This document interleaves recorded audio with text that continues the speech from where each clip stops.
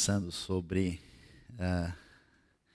essa nossa série que vai fechar hoje, sobre adoração e o que a adoração tem a ver com contribuição.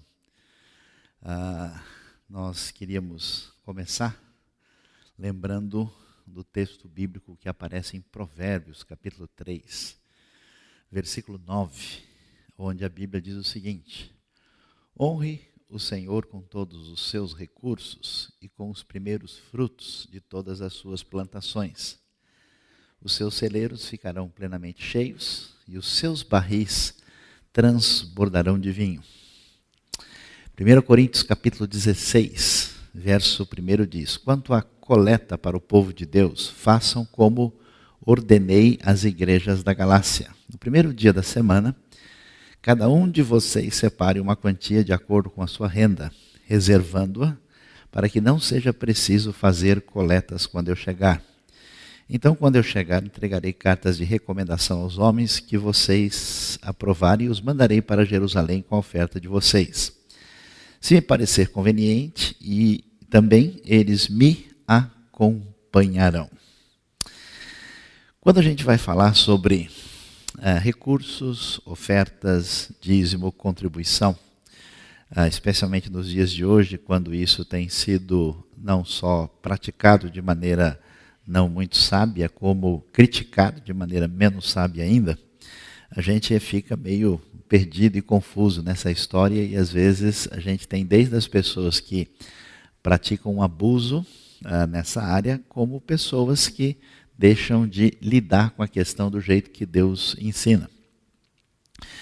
E a primeira coisa que a gente precisa começar a deixar claro para destacar é que a Bíblia, como nós temos enfatizado nessas nossas últimas mensagens, vai deixar bem claro que a adoração tem a ver com o tipo de vida que alguém tem que reconhece Deus como Senhor da sua vida. Adorar significa ter um estilo de vida que agrada a Deus.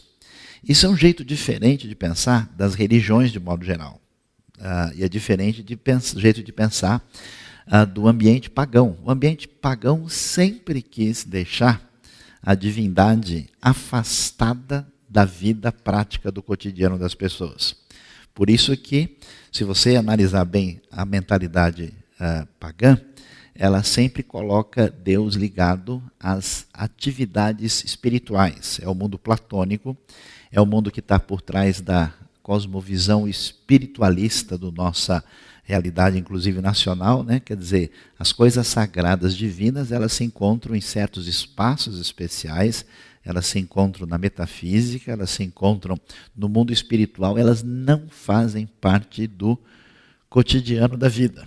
De vez em quando a gente arruma um Deus menor para corroborar alguma coisa que a gente está fazendo. Daí surgem os deuses menores que apoiam uma ou outra prática e tem uma festividade específica dedicada a eles, mas eles não fazem parte da vida do cotidiano. Na visão bíblica, qual que é a perspectiva que a Bíblia apresenta? Que Deus, sim, não é um Deus, entre aspas, só do Espírito, não é um Deus separado da realidade. Deus é o Deus que é o Criador do universo. Foi Ele que fez a baleia azul, a foca, a taturana, né, o bicho preguiça. Pensei que alguém ia dizer amém aí, mas acho que domingo de manhã assim dá vontade de dizer amém quando a gente falar do bicho preguiça, né? Foi Ele que fez a anta, não é bem essa que você pensou, mas é a outra mesmo. Foi Ele que criou todos os animais. E tudo que Deus fez era bom, e portanto essa realidade desse mundo é o mundo de Deus. Portanto, a experiência de fé que a Bíblia apresenta desde o Antigo Testamento, preste bem atenção, é submeter toda a realidade da experiência humana a Deus, ao Senhor, aquilo que os estudiosos gostam de chamar da esfera do sagrado. Isso quer dizer que a fé que é uma fé saudável, é uma fé que entende que Deus é o Senhor da vida e que em todos os elementos da nossa vida nós temos princípios, diretrizes de Deus que nós devemos considerar e colocar em prática na vida. Isso faz uma coisa muito interessante que revoluciona o nosso jeito de pensar. Por quê? Que os ambientes onde predominou a mentalidade judaica ou a mentalidade protestante, evangélica, você tem uma alta transformação positiva e favorável em vários aspectos da sociedade, porque o indivíduo se vê na responsabilidade de tomar uma posição perante Deus. Deus dizia para Israel, olha, aqui está o bem e o mal diante de vocês vão ter que escolher. No pensamento pagão, as pessoas são reféns de um determinismo, são reféns de uma realidade contra as quais elas não podem lutar, nem podem fazer absolutamente nada. Na Bíblia não.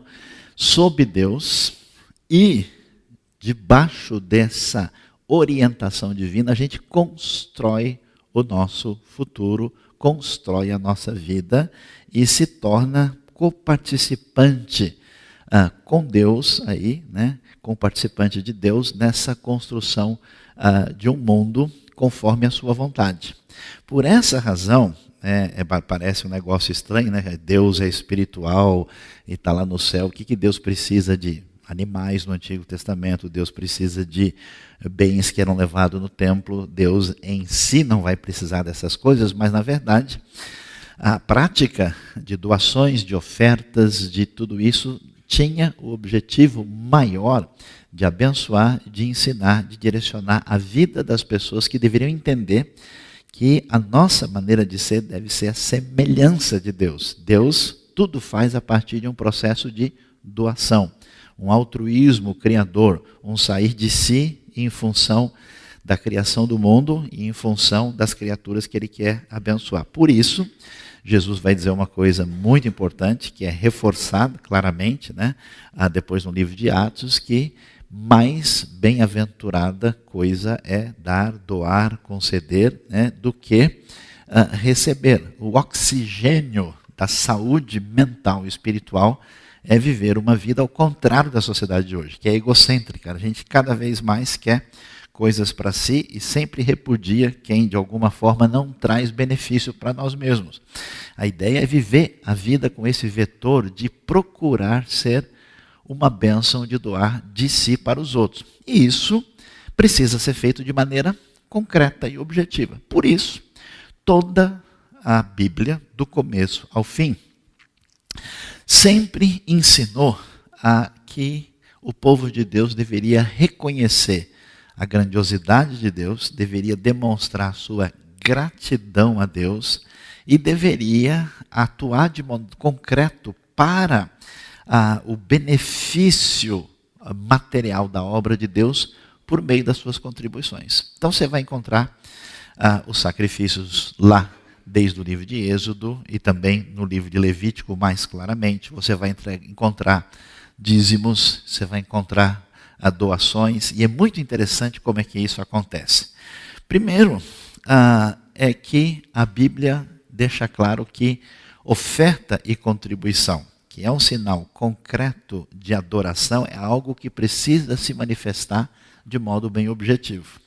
Por quê? Qualquer coisa que você realmente valoriza, qualquer coisa que seja prioridade na sua vida, qualquer coisa que seja valioso para você, você gasta com isso. Uma vez eu estava chegando num voo, eu vi uma estatística no avião que em São Paulo se come por dia 1 milhão de pizzas. Na nossa megalópole de 19 milhões de habitantes, e isso não é difícil de acreditar. Não sei nem se a estatística ainda vale ou se o pessoal está comendo mais, né? Então não sei, será que a gente vai fazer uma conta? Quantas pizzas, aquelas escolhidas, né, daquela pizzaria especial, massa fina, amém, irmãos? Né? Amém. Deixa eu tomar um copo d'água aqui agora, né? Com aquele catupiry de primeira linha, não de segunda, não é aquela barata que a gente compra rapidinho porque precisa sair logo, né?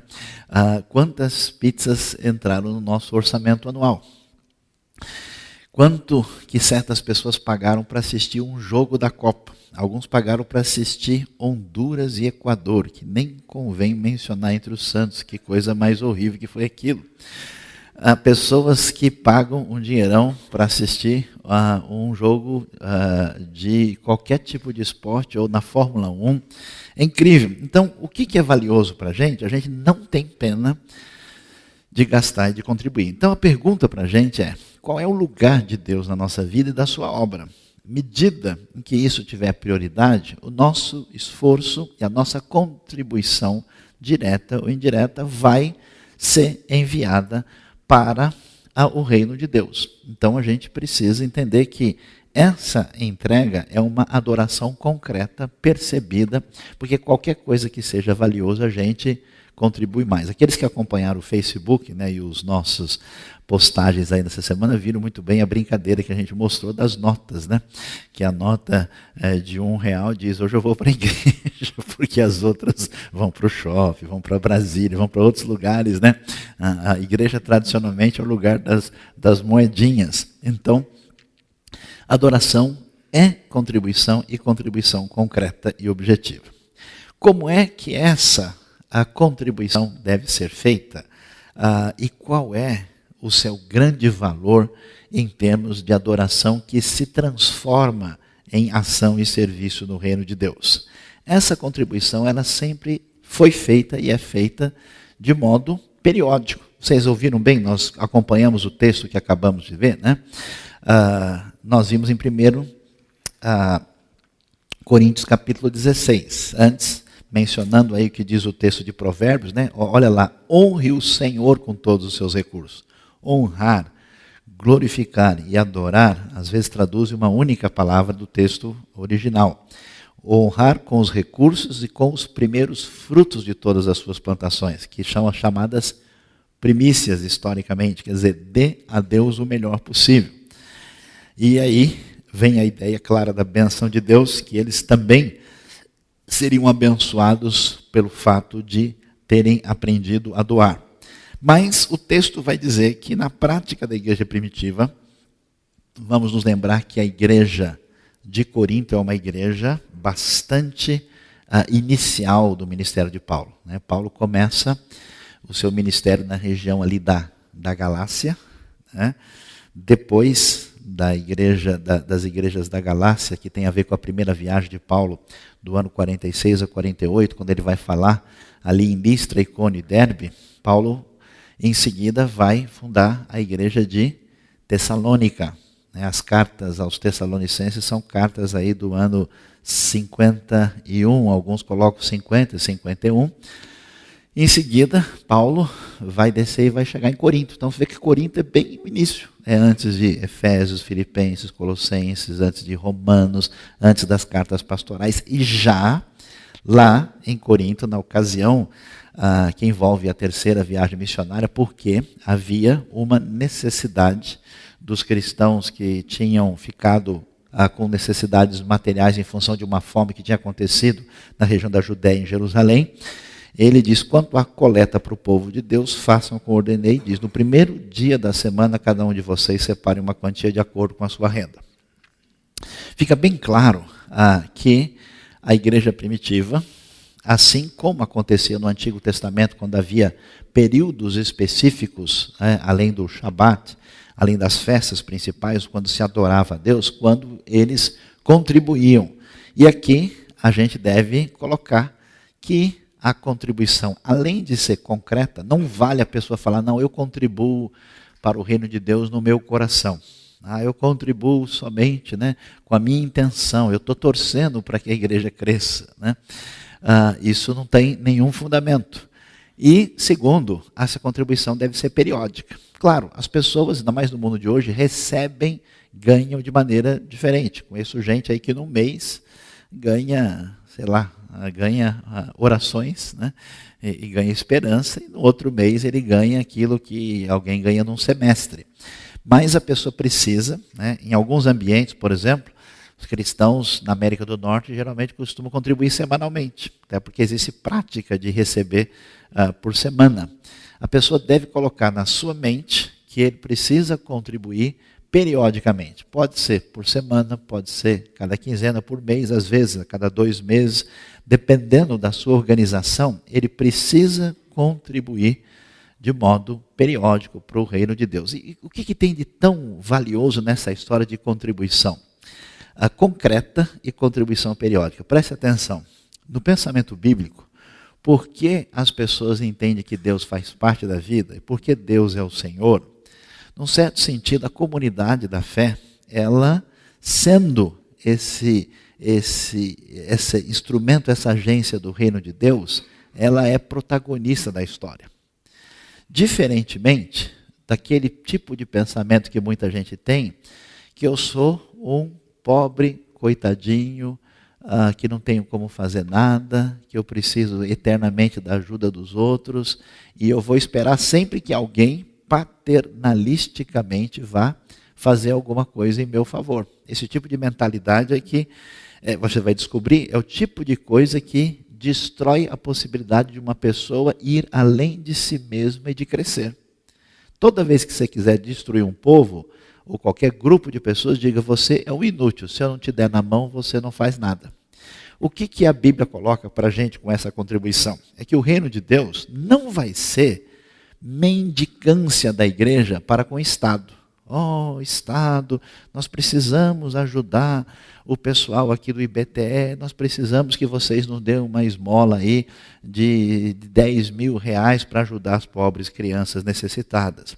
Não vai ser o perigo que muita gente tem de uma promíscua relação política com qualquer grupo para que a gente faça um intercâmbio de favores. Olha, se a gente falar com o candidato tal, ou com o partido X, aí ele vai dar tanto para a igreja, aí todo mundo vota nele. Tudo certo aí, pessoal? Vamos fazer o curral fechado para que o fulano ganhe tantos votos e a gente ganhe tanto dinheiro depois? Também não. Onde é que está o poder de realização?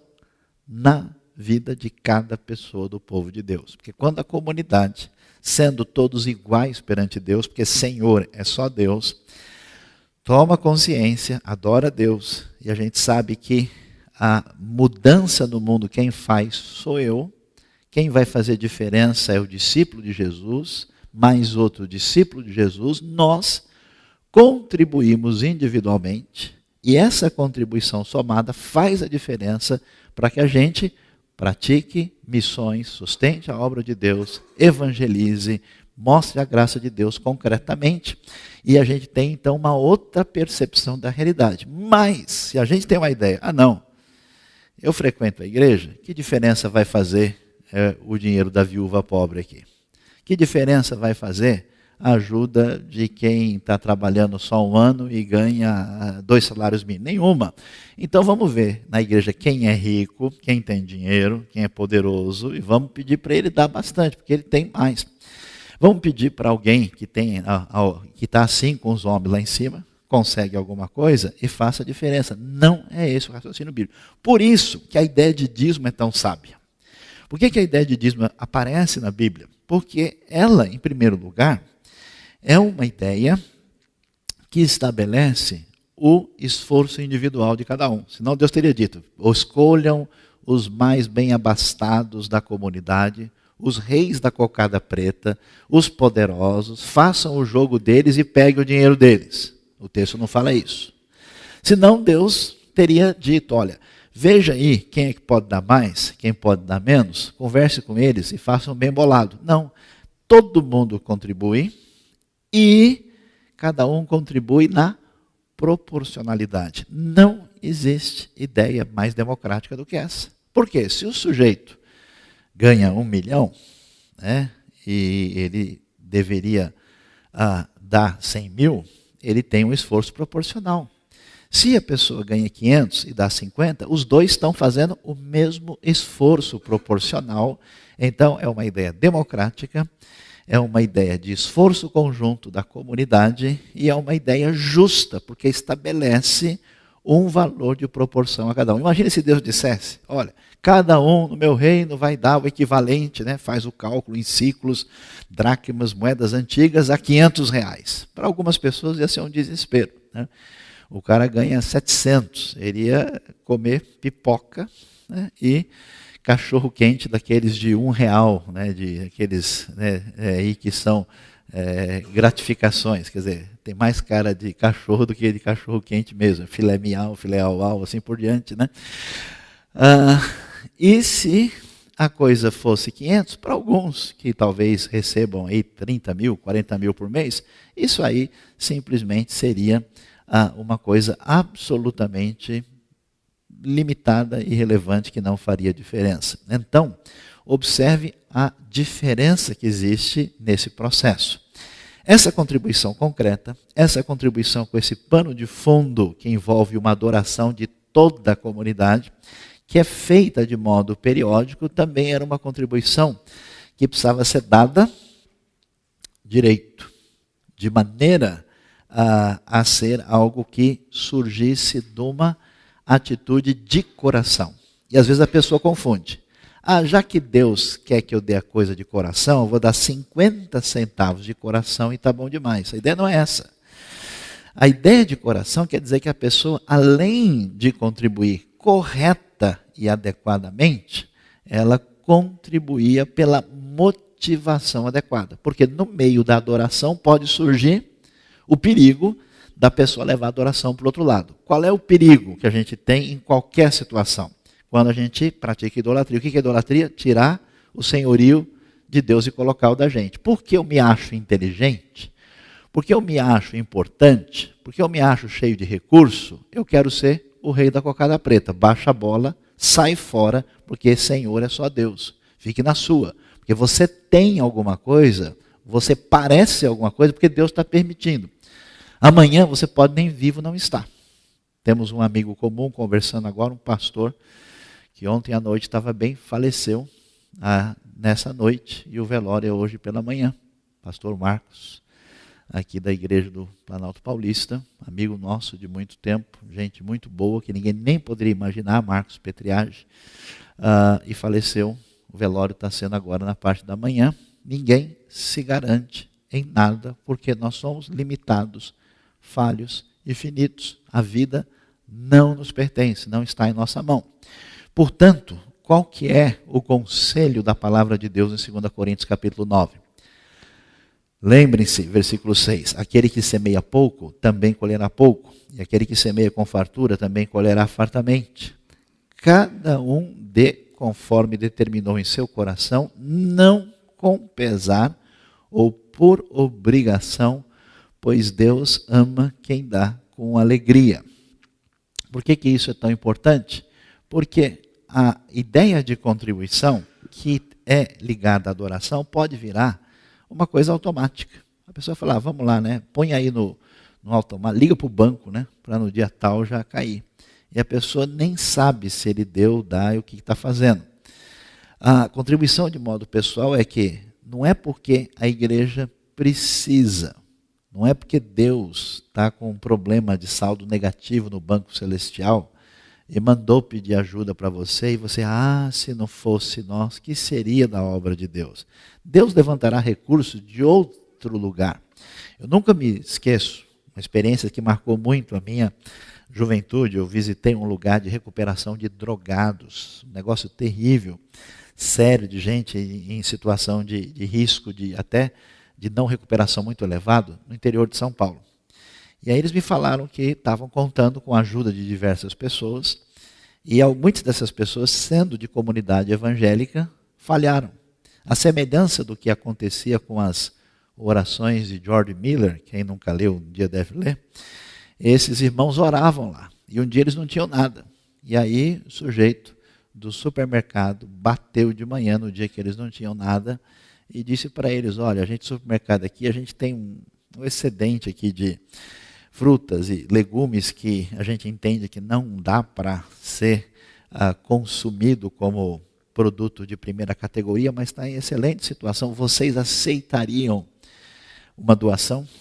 E o sujeito lá não tinha qualquer tipo de convicção cristã. Numa outra ocasião, alguém da padaria bateu também lá e ofereceu uma ajuda constante. Quer dizer, Deus levanta os seus recursos, a gente nem pode imaginar de onde. Eu já fiquei surpreso, até mesmo na minha vida, para determinados projetos. Na IBNU nós tivemos um exemplo recente de gente que nem conhece nada, ficou sabendo do projeto do interior do Piauí e resolveu mandar ajudar a gente lá a levar água para o sertão. Portanto, não fique imaginando que o reino de Deus depende da sua boa vontade e coisa desse tipo que Deus vai levantar.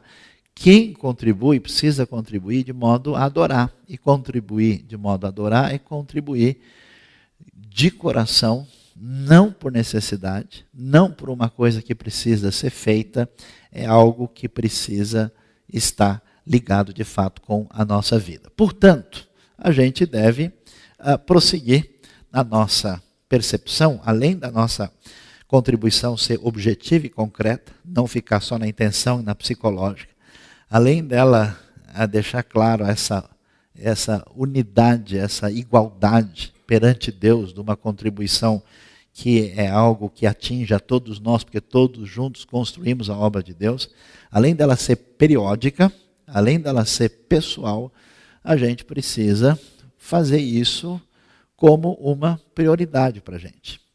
Por quê? Porque se de fato a gente não pensa, não imagina a contribuição como algo que tem valor e tem realmente como alguma coisa que está no nosso horizonte de coisas mais importantes, a gente vai realmente deixar isso para a última coisa. E na vida de hoje, na vida corrida, com tantas necessidades e elementos que a gente tem que observar, a gente, de fato, se não se preparar, se não fizer de maneira premeditada, a nossa contribuição nunca chegará. Por isso, ela deve ser semelhante ao verbo honrar, ao verbo adorar, que significa considerar especial acima de todos. Você, por exemplo, respeita pai e mãe. Você presta um tipo de honra a eles, ou às pessoas que merecem. A Bíblia diz a quem honra, honra. Né? À medida que a honra vai subindo, né, alguns transformaram a honra para algumas pessoas em veneração. Pode ser ela religiosa, pode ser esportiva, pode ser de qualquer tipo. Quer dizer, quando se considera essa pessoa acima dos mais honrosos da nosso convívio imediato. Existe a honra plena, a honra máxima, que só a Deus é devida, que é a adoração. Então, se Deus, de fato, e a obra de Deus é nossa prioridade, isso precisa ser manifestado de maneira concreta. Por isso, ela deve ser prioridade. Agora, fica bem claro que a gente precisa, encerrando a nossa reflexão, tomar um certo cuidado para que a prática da contribuição ela não venha se tornar uma compreensão inadequada da nossa relação com Deus. Por quê? Qualquer coisa que a gente faz, pode ser ler a Bíblia, fazer oração, participar de um projeto missionário, ter um ministério na igreja, ajudar, a gente pode facilmente cair na ideia, que é a ideia comum, que tira o vetor da centralidade em Deus para a gente mesmo, de a gente achar que estamos fazendo um bom negócio com Deus. Até porque tantos textos do Antigo Testamento que tinham o objetivo de dizer o seguinte, Deus é bom e justo, e as pessoas que abrem o coração e vivem de maneira a doar serão abençoadas por Deus, porque a gente pensa que é necessário contribuir para ser abençoado, mas quem começou a contribuir mostra que está abençoado. E quem está abençoado tem uma atitude diferente na vida. E uma atitude que, inclusive, favorece essa pessoa a ser uma pessoa bem-sucedida na vida. Porque quando você convive com alguém, e você vai fazer uma sociedade, vai fazer um negócio, e você percebe como é que é o perfil da pessoa, que você percebe rapidinho, né? É aquela pessoa que é o 10º café que você paga e ele nunca paga nenhum. Né? É aquela pessoa que em todos os negócios ele só quer levar 98%. É aquela pessoa que não é transparente, é a pessoa que não fala a verdade, é a pessoa que é enrolada. A gente fala em português para não queimar o filme, né? Não, o cara é meio enrolado. Né? Ou então tem outra palavra, né? Meio complicado. Essas palavras significam tudo que você pode imaginar e mais um pouco. Aí o que acontece? Essa pessoa vai queimar todos os seus contatos. Ela vai destruir todo o seu network. Essa pessoa vai criar problemas em todos os seus ambientes. E a chance dela multiplicar a todos os seus possíveis contatos favorecedores vão ser destruídos. Porque quanto mais egocêntrico, quanto mais o sujeito quer furar o olho do outro, quanto mais voltado para si, mais difícil é o caminho dessa pessoa. A não ser que ele ande pelo mundo do crime e resolva fazer o mal abertamente e ganhar por isso. Mas no universo das pessoas civilizadas, normais e trabalhadoras, a chance é muito pequena. E como é que se exercita isso? Se exercita na vida cristã, tendo uma vida marcada por altruísmo. Uma vida voltada para a contribuição no sentido amplo da palavra, quando alguém vai nessa direção. Se a pessoa, como a gente diz, só vê o seu lado, nunca vê o lado de ninguém, é que ela está numa situação complicada e difícil. E o que acontece? Quando a gente está dominado por esse egocentrismo, nossa relação com Deus é assim. É toma lá, dá cá. Eu dou o dinheiro e espero que Deus veja o que eu fiz para Ele. Eu encontrei algumas pessoas na minha vida que me surpreenderam. Pessoas que estavam participando da vida da igreja, começaram a enfrentar problemas e falaram, eu não entendo por que é que Deus deixou acontecer isso comigo. Eu falei, mas como assim? Não, porque eu vou à igreja, eu dou o dízimo, eu pago a mensalidade, eu dou oferta. Como é que Deus não me protegeu aqui nessa situação? Eu tive esse problema. Dá a impressão que a pessoa estava pagando um seguro celestial. Deus, como eu dou oferta, eu não quero ter gripe esse mês. É julho, está frio, entende? Eu tenho problema de garganta, às vezes sinusite, mas olha, eu dei 3.000 esse mês, então o senhor garante, né? Esse 3.000 vale como vitamina B, C, e o senhor faz favor de olhar direitinho. Há pessoas que de fato acabam consciente ou inconscientemente tendo uma mentalidade meritória, fora da relação da graça com Deus, da graça de Deus na sua vida, e às vezes até numa relação indevida com as outras pessoas. Algumas pessoas, por causa da sua contribuição, por causa do seu papel no reino de Deus, da sua capacidade, daquilo que fazem, daquilo que dão, podem ter erradamente a atitude prepotente diante dos outros, o seguinte, eu dou mais, então eu falo mais alto aqui. Olha, eu fiz de tudo por essa igreja, por isso quando eu der uma opinião, todo mundo vai ouvir. Eu nasci aqui, eu ajudei Noé a enxugar a arca. Depois de João Batista, eu sou o segundo Batista no mundo. Eu sou a pessoa que vocês devem entender que tem um acumulado de milhagem celestial em função da minha contribuição, portanto, eu tenho a primazia e Deus está obrigado a me abençoar. Daí vocês veem essas loucuras que tomaram conta da teologia da prosperidade, onde as pessoas exigem de Deus, onde as pessoas dão ordem para Deus, onde chama-se Deus do Senhor e se determina o que Ele vai fazer. É possível que alguém de bom coração contribua para o reino de Deus, que ele seja uma grande bênção e ele fique doente, ele passe por problemas, tenha dificuldades na sua família, e isso, como ensina o livro de Jó, não tem nada a ver com uma atitude equivocada da pessoa. Aliás, Jó ensina para a gente, será que ainda vale a pena amar, louvar e adorar a Deus, mesmo quando tudo parece ter dado errado? Em última instância é verdade, quem é abençoado, recebe a graça de Deus e é atingido por esse sentimento, sempre vai desejar no seu coração, pela direção do Espírito de Deus, de ser bênção, de ser altruísta e de contribuir para o reino de Deus. Então hoje, quando a gente for contribuir, quando a gente for fazer oferta, faça hoje de maneira consciente, de coração, com o espírito de gratidão, sem qualquer atitude de mérito próprio e doando para o reino de Deus de coração e para o benefício da obra de Deus na IBNU e na vida de tanta gente que precisa da ação de Deus. Eu fico às vezes muito feliz e contente. Eu me lembro, né?